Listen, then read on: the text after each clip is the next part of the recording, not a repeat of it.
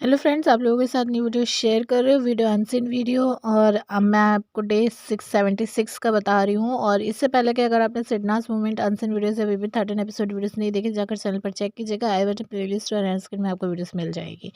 तो आज की जो वीडियो है ना, उसमें सारे अनसीन्स आपको बताने वाली हूँ डे 76 के। और यहाँ पर सबसे पहले जो अनसीन है, यहाँ पे जो नल्ला है वो याद करता है अपनी नल्ली को, यानी हिमांशी खुराना।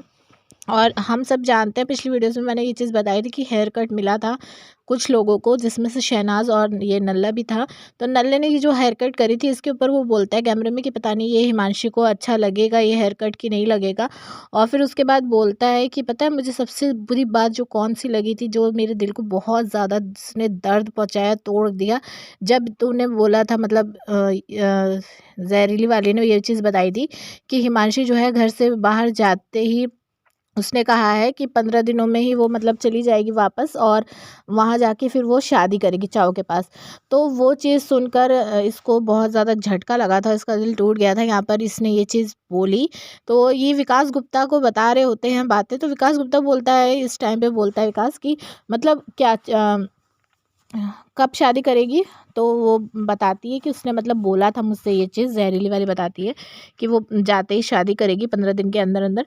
और उसका पूछता है ये नाम क्या है उसके, उसका मतलब फियांसे का। तो बोलती है, बताते हैं कि चाओ। फिर यहाँ से मतलब वो भी बोलता है, नल्ला भी बोलने लगता है चाओ। तो यहाँ पे विकास बोलता है कि मतलब चाइनीज़ है, चाओ नाम सुन के चाइनीज़ वो सभी को लगता है। तो यहाँ पे वो भी बोलता है ये चीज़। तो यहाँ पे जहरीली वाली बोलती नहीं, वो मतलब इंडियन है। जो फिर नल्ला है वो बताता है कि नहीं, और वो जो है मतलब प्यार वाला नाम है उसका।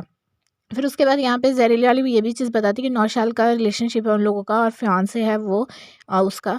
तो यहाँ पे मोमो जो है वो बोलती कि मेरे से भी उसने बोला था। तो नल्ला बोलता है हाँ क्या बोला था आपसे। तो नल्ला फिर बता पूछता है, तो फिर वो बोलने लगती है कि मेरे से भी यही बोला था कि वो जाते ही शादी करेगी।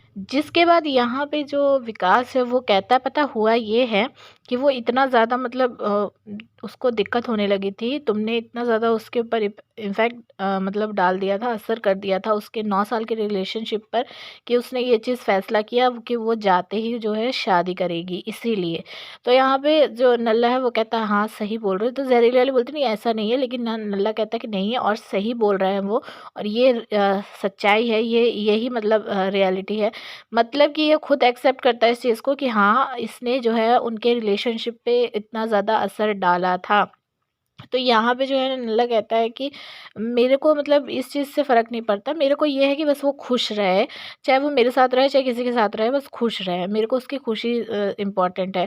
जिसके बाद जो है जहरीली आती है और इसको हक करती है।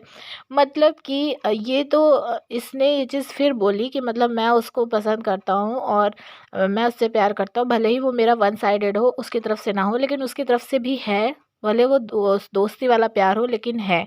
तो मतलब यहाँ पे भी ये चीज़ बोलता है।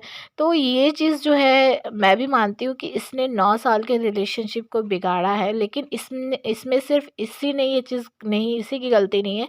ये गलती हिमांशी खुराना की भी है, क्योंकि जब आप किसी को इतना ज़्यादा अलाउ करते हो तभी वो चीज़ होती है। अकेले के एक तरफ का अगर होता, तो अगर वो अलाउ नहीं करती तो ये इतना ज़्यादा आगे नहीं बढ़ता। तो मेरे हिसाब से ये चीज़ थी। और रिलेशनशिप जब ये लोग ये चीज़ हो रही होगी, ये लोग बात कर रहे होंगे, उस टाइम पे उन लोगों का टूट रहा होगा, चाओ और हिमांशी खुराना का।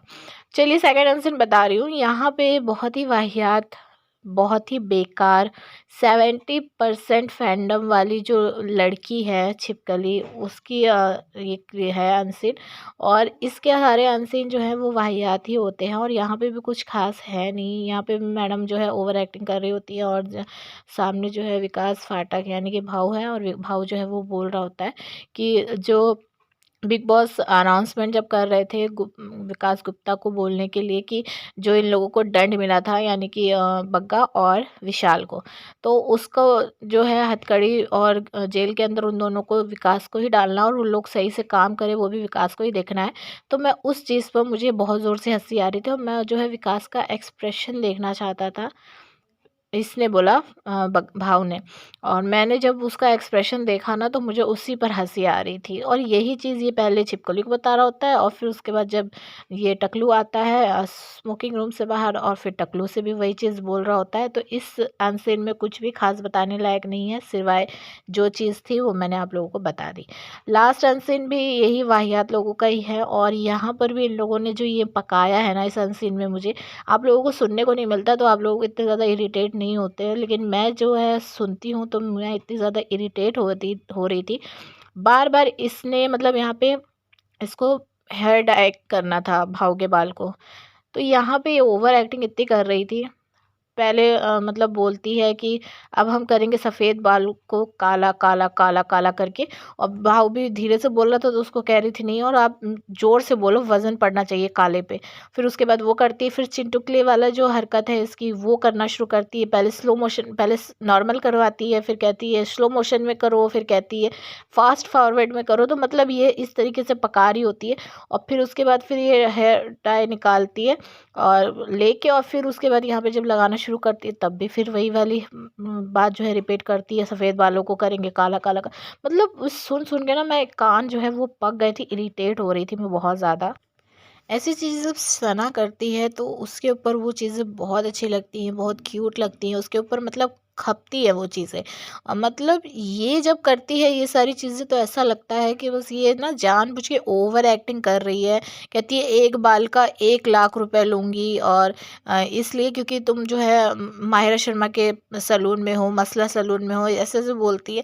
मतलब देखिए इस तरीके की हरकतें क्यूट अंदाज़ लगता है शहनाज़ का, इसलिए नहीं क्योंकि मैं शहनाज़ को पसंद करती हूँ तो इसलिए उसकी वो चीज़ें जो है अच्छी लगती हैं, ऐसा नहीं है।